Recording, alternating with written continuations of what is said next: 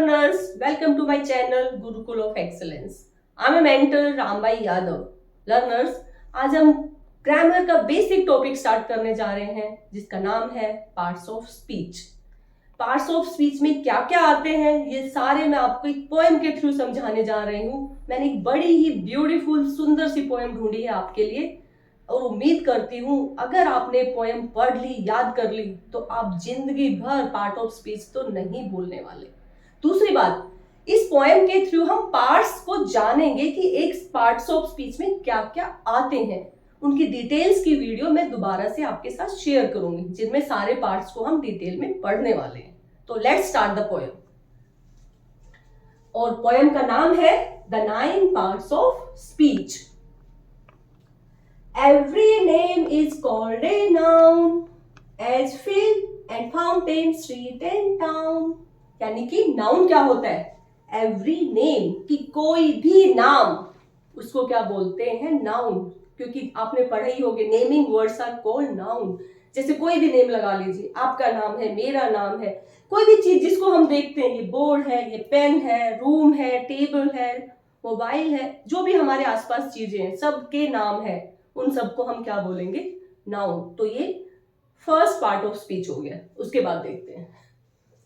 In place of noun the pronoun stands as he and she can clap their hands. दूसरा part of speech क्या होता है? The pronoun. और pronoun क्या होता है? इन प्लेस ऑफ नाउन, की जो भी वर्ड नाउन की जगह यूज होता है उसको बोलते हैं प्रोनाउन. और इसमें क्या क्या आता है? ही, शी, देयर. और इसके अलावा भी जो बाकी है हम डिटेल में प्रोनाउन चैप्टर में करेंगे. अब देखिए नेक्स्ट कौन सा पार्ट होता है? The adjective describes a thing as magic wand और ब्राइडल रिंग. यानी कि एक एडजेक्टिव क्या होता है? विच डिस्क्राइब्स अ थिंग, यानी कि जो हमारी थिंग्स है, हमारे नाउन, उनकी क्वालिटीज बताते हैं, उनको बोलते हैं एडजेक्टिव्स. जैसे मैजिक वॉन्ड, वॉन्ड की क्वालिटी क्या है? मैजिक. इसी तरह रिंग क्या है? Bridal ring. आगे देखते हैं.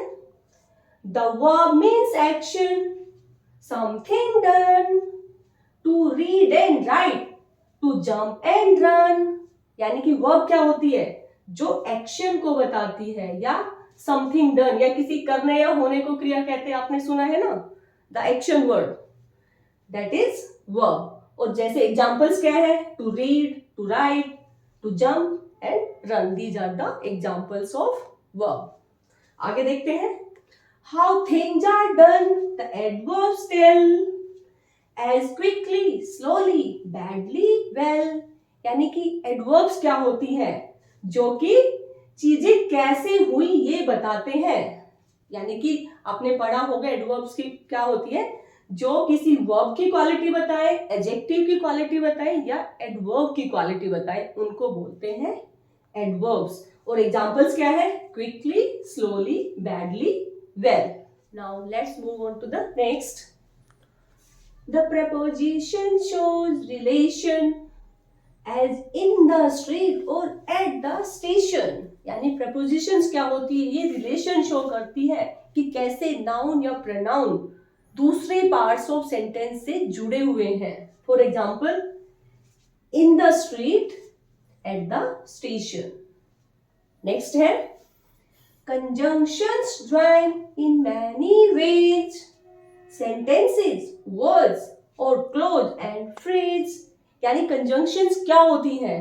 वो या तो सेंटेंसेस को आपस में ज्वाइन कर सकती हैं, वर्ड्स को आपस में ज्वाइन करती हैं, क्लोजेस को और फ्रेजेस को. यानी कि कंजंक्शंस का काम होता है वर्ड्स को, क्लोजेस को, फ्रेजेस को और सेंटेंसेस को आपस में ज्वाइन करना. नेक्स्ट देखिए. द इंटरजेक्शन क्राइज आउट, हक, I need an exclamation mark. जो इंटरजेक्शन होती है वो क्या करती है कि क्राइज आउट, हक, हक मतलब सुनो, लिसन. यानी कि जो हमारी स्ट्रॉन्ग फीलिंग्स को एक्सप्रेस करती है उसके लिए यूज होता है इंटरजेक्शन. और इनकी पहचान क्या होती है कि इनके बाद में एक्सक्लेमेटरी साइन लगता है, एक्सक्लेमेशन मार्क लगता है. जस्ट लाइक मैं कहती हूँ वेल डन, ब्रेवो, हुरा, अलास. अब देखते हैं next. Determiners used before nouns get their meanings fixed. A, and, the, some, any, many, few, his, her, its. यानी डिटर्मिनर्स क्या होते हैं? They are use before nouns. Determiners हमेशा नाउन से पहले आते हैं और उनका काम क्या होता है? उनके मीनिंग को फिक्स करते हैं. कुछ एग्जांपल्स यहाँ पे हैं, जैसे ए एंड द आर्टिकल्स हो गए, some, any, many, few, his, her, its. ये सारे एग्जांपल्स किसके हैं? डिटर्मिनर्स के. अब लर्नर्स एक एग्जांपल करके देखते हैं, एक सेंटेंस लेते हैं जिसमें फाइंड आउट करते हैं कि कौन कौन से पार्ट्स ऑफ स्पीच उसमें यूज हुए हैं. चलिए देखते हैं. जो भी वर्ड्स यूज होते हैं वो कोई ना कोई पार्ट ऑफ स्पीच होता है, वो किसी एक कैटेगरी से जरूर बिलोंग करता है. जो अभी हमने 9 कैटेगरीज की है उनमें से किसी एक का हिस्सा होता है. देखिए यहाँ पे I have written every word in a sentence belongs to a category called a part of speech. यानी कि सेंटेंस का हर वर्ड किसी एक कैटेगरी जो भी पार्ट ऑफ स्पीच की है उससे बिलोंग करता है. अब देखिए मैंने एक बहुत ही लंबा सेंटेंस लिखा है. फाइंड आउट करते हैं कि इसमें कौन सा वर्ड किस कैटेगरी से बिलोंग कर रहा है. The fierce waves struck at the rafters of the ship. देखिए द फियर्स, फियर्स मीन्स होती है बड़ी डरावनी. यहाँ पे वेव्स है तो वेव्स क्या होती है? लहरें. तो यहाँ पे क्या होगी? तेज लहरें. The fierce waves struck at the rafters. Rafters क्या होते हैं? जो बोट में या शिप में जो प्लैंक्स, बड़े बड़े वुडन प्लैंक्स लगे होते हैं उनको बोलते हैं रैफ्टर्स. तो द फियर्स वेव्स यानी कि वेव्स की क्वालिटी क्या है? वो बड़ी फियर्स है, वेरी स्ट्रॉन्ग है. तो इसको ये क्या बता रहे? वेव्स नाउन है. फियर्स क्या है? फियर्स उसकी क्वालिटी है, यानी कि फियर्स क्या हो गया? एडजेक्टिव है. और द आपने ए एंड द पढ़ा होगा, ये क्या है? आर्टिकल है जो कि डिटर्मिनर्स में आता है. स्ट्रक, स्ट्रक में टकराना यानी कि एक्शन हुआ, एक्शन हो रहा है तो ये क्या हो गया? स्ट्रक क्या है? वर्ब है. एट द रैफ्टर्स, एट क्या है? पोजीशन बता रहा है कहां पे टकराया. एट है प्रपोजिशन. द हो गया आर्टिकल. तो एट द रैफ्टर्स, रैफ्टर्स क्या है? प्लैंक्स. क्या हो गए? नाउन. ऑफ द शिप, किसके प्लैंक्स? किसका रिलेशन बता रहा है? रैफ्टर्स का शिप के साथ रिलेशन बता रहा है. ये वर्ड क्या हो जाएगा? प्रपोजिशन. द हो गया आर्टिकल और शिप क्या है? Noun. And cruelly dashed it against the jagged rocks. तो डैश क्या होता है? To hit something with great force, किसी चीज से जोर से टकराना.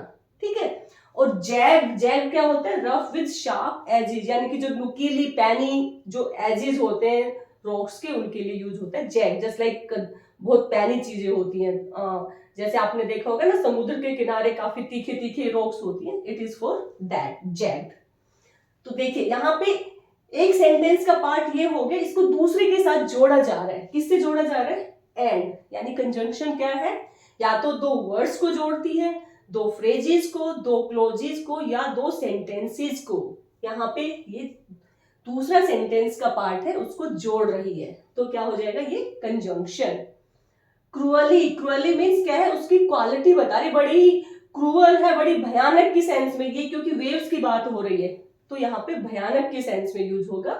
क्रूएली डैश्ड, डैश मतलब उसको बहुत बुरी तरह से, उसको फोर्स के साथ उसके ऊपर अटैक किया, यानी कि ये होने का, अटैक होने के लिए बताया जा रहा है. डैश्ड मीन्स क्या हो गया? ये एक्शन वर्ड, तो ये होगी वर्ब. इट, इट किसके लिए यूज हुआ है? शिप के लिए. यानी कि ये क्या हो गया? जो नाउन की जगह यूज हो रहा है उसको क्या बोलेंगे? प्रोनाउन. अगेंस्ट, अगेंस्ट ये है प्रपोजिशन, उनका रिलेशन शो कर रही है. अगेंस्ट द जैग्ड रॉक, जैग्ड रॉक्स की क्वालिटी कैसी है? जैग्ड है, वो नुकीली है, पैनी, तीखी तीखी सी है. तो जैग्ड किसकी क्वालिटी है? रॉक्स की. रॉक्स क्या है? नाउन. तो नाउन की क्वालिटी बताने वाला हो गया एडजेक्टिव. और द क्या हो गया? द होगा आर्टिकल. आर्टिकल आते हैं डिटर्मिनर्स में. तो लर्नर्स आई थिंक इसमें ऑलमोस्ट सारे पार्ट्स ऑफ स्पीच यूज हुए हैं. काउंट कर लेते हैं. Article 1, noun 2, verb 3, preposition 4, and then conjunction 6, 6, adverb 7, pronoun 8 and हाँ 8 यूज हुए हैं, एक सिर्फ इंटरजेक्शन बच गया। तो इस पूरे सेंटेंस में 8 पार्ट्स ऑफ स्पीच यूज हुए हैं। अब कुछ और एग्जांपल्स कर लेते हैं। चलिए लर्नर्स, अब कुछ और एग्जांपल्स कर लेते हैं। Salman fast in the month of Ramzan.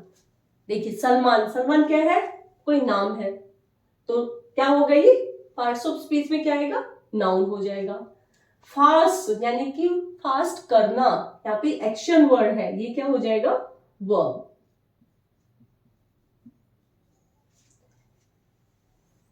Month क्या है, नाउन, और इसको ज्वाइन कौन कर रहा है, इन क्या हो जाएगी, प्रपोजिशन, यानी कि उस पे होने के बारे में बता रहा है, कब हो रहा है, तो ये क्या हो जाएगी, preposition. The is article of, उसके बारे में इन दोनों को कनेक्ट कर रहे हैं, तो ये प्रीपोजिशन है। नाउन्स का आपस में रिलेशन शो कर रहा है, ये प्रपोजिशन हो जाएगी।